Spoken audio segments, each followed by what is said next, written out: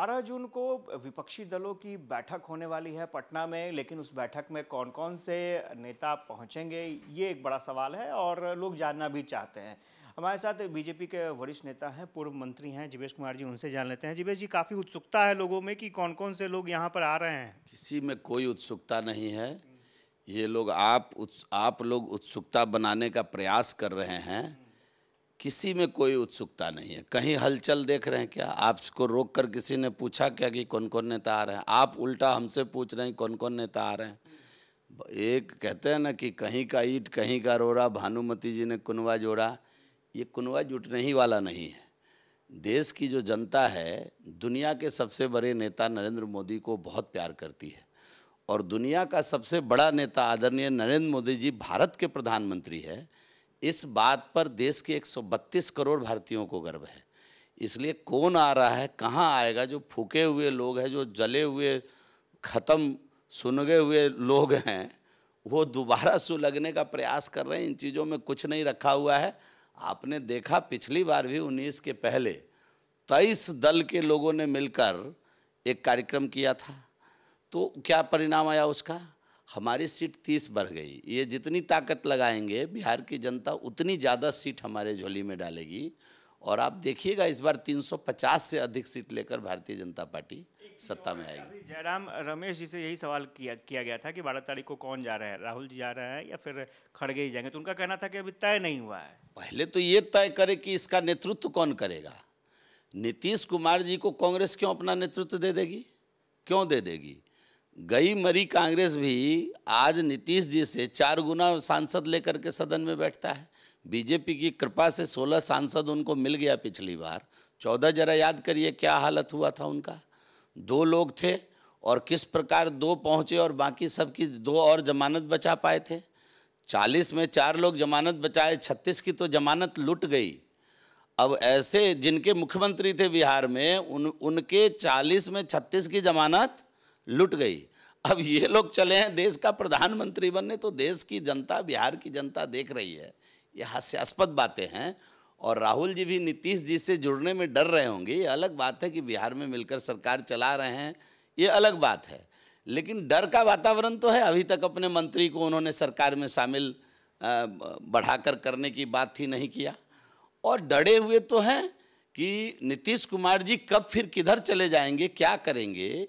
इस बात से पूरे देश के नेता डरे हुए हैं कि हम इनके अगुवाई में जाएं कि नहीं जाएं, इनके साथ जाएं कि नहीं जाएं। वैसे अगुवाई तो कोई किसी की मानने के लिए तैयार नहीं है। ममता दीदी अलग कर रही है, हमारे सांसद ज़्यादा हैं। केजरीवाल जी अलग कर रहे हैं, हम 2 राज्य में सरकार चला रहे हैं। अब ये तो आधे राज्य में भी सरकार, आधी से भी कम, माने तीसरे नंबर की पार्टी होकर सरकार चला रहे हैं बिहार में। ये अलग बात है, संजोग है और एक प्रकार का जो चीटिंग है जनता के मैंडेट के साथ। तो जनता की मैंडेट से चीटिंग करके सरकार चलाने वाले लोग अगर देश के अंदर प्रधानमंत्री बनेंगे तो बिहार की जनता देख रही है, देश की जनता देख रही है कि वहाँ जा कर के भी चीटिंग करने वाले का काम शुरू कर देंगे।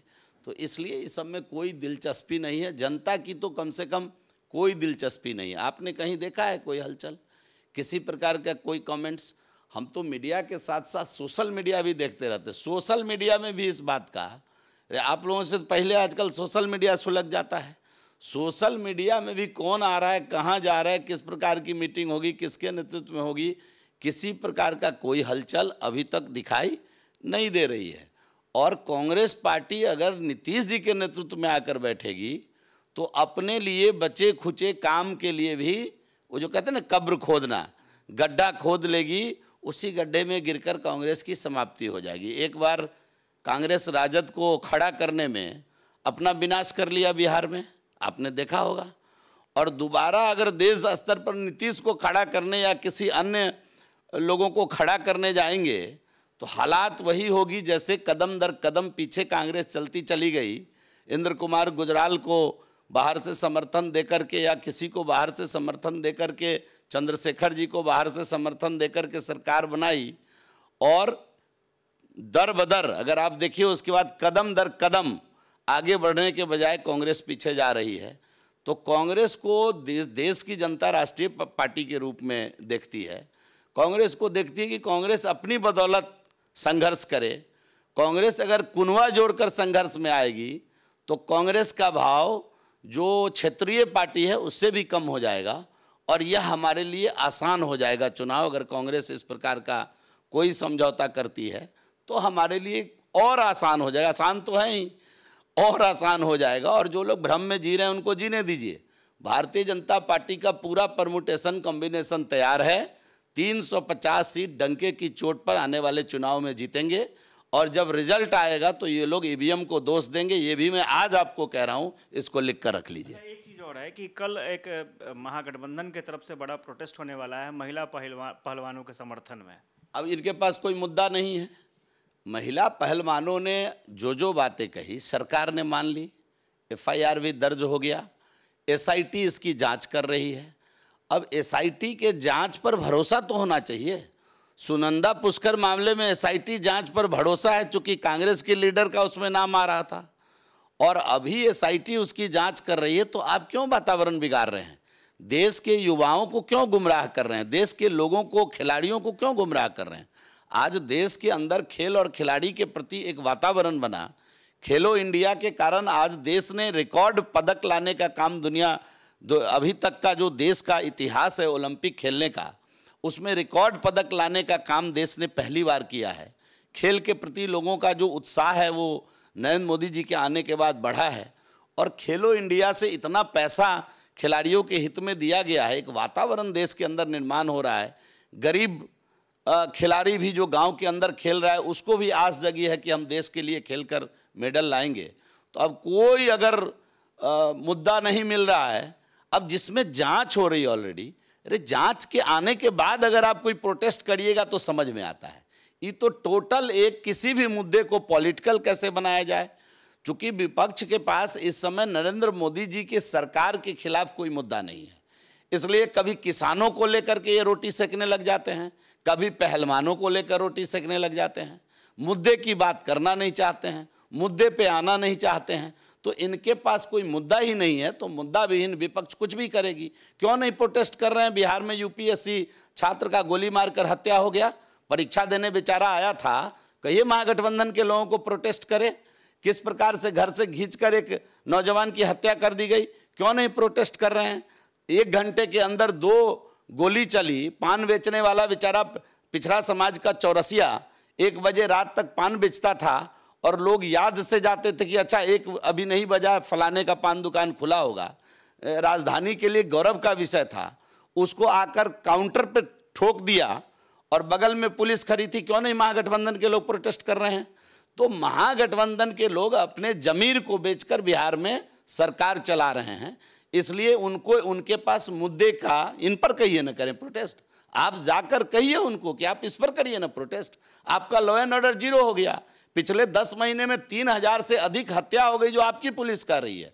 जो छुप गई वो बाद की बात है। जो आपके थाने में रिकॉर्ड दर्ज हुआ है ये अभी तक का रिकॉर्ड है। ये तो पिछला जो जंगल राज था 90 से 2005 का, उसको भी पार कर गया। आप छिनतई देख लिए कितना हो गया, 300 के लगभग बलात्कार हो गया बिहार के अंदर। तो आप इस पर क्यों नहीं प्रोटेस्ट कर रहे हैं? उन बेटियों को क्यों नहीं हक दिलाने की बात कर रहे हैं? आपकी सरकार है, आपका DGP है, आपका चीफ सेक्रेटरी, आपका सब कुछ है। यहाँ मुख्यमंत्री आपके, उप मुख्यमंत्री आपके। तो जिन 300 बेटियों का बलात्कार हो गया पिछले 10 महीनों में, जो 3000 लोग का मांग सुनी हो गई पिछले 10 महीनों में, आप क्या कर रहे हैं? उनके लिए कौन प्रोटेस्ट करेगा? उनके लिए प्रोटेस्ट करिए, उनको न्याय दिलाइए। पहले उनको न्याय दिलाइए। और जिनको न्याय दिलाने के लिए सरकार ऑलरेडी सभी कदम उठा रही है, SIT जांच बिठा दी है, दूध का दूध पानी का पानी हो जाएगा। ये नरेंद्र भाई मोदी की सरकार है। जो भी दोषी होगा बख्शा नहीं जाएगा, आप निश्चिंत रहिए। हाँ, वो बख्शा नहीं जाएगा। आपने देखा होगा ऐसे कई नज़ीर। जब ED कहीं पहुंचती है दूसरे दल वालों के पास तो कहते हैं कि हमको धमकाने के लिए प्रयोग होता है, और जब BJP वालों के पास पहुंचती है तो क्या कहते हैं उस समय? हम बिल्कुल, ये नरेंद्र भाई मोदी की सरकार है। यहाँ अपना पराया का कोई बोध नहीं है। सबका मान बराबर है, सबका साथ, सबके विकास के लिए सरकार काम करती है। इसलिए जो लोग आज मुझे कोई ये नहीं है कि अपना मुद्दा खोज करके राजनीति खेलना चाहते हैं तो खेलें, लेकिन मुद्दा तो ये है कि जो 10 महीने में 3000 से अधिक लोगों का मांग सुना हो गया, उसके लिए कौन प्रोटेस्ट करेगा? उन माताओं के लिए कौन रोएगा? सरकार क्या कर रही है? इतना छिनतई हो गया, कौन रोएगा? आज ही देखिए ना कि इलाज कराने आई थी महिला, उसके गले का चेन छीनकर भाग गया। इसको कौन प्रोटेस्ट करेगा? इसको कौन देगा कि भाई हम आपको एकदम प्रोटेक्ट करते हैं? आप प्रोटेस्ट बाद में करिए, अपने जनताओं को पहले प्रोटेक्ट करिए। आप अगर सरकार में हैं तो आपकी ये मॉरल रिस्पॉन्सिबिलिटी है।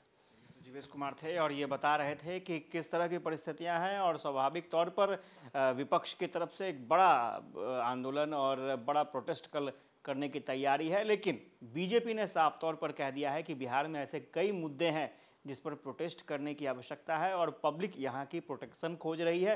पहले यहाँ पर पब्लिक को प्रोटेक्शन दीजिए, प्रोटेस्ट बाद में होते रहेंगे। कैमरा पर्सन राजेश के साथ आशुतोष चंद्र, कसस न्यूज़, पटना।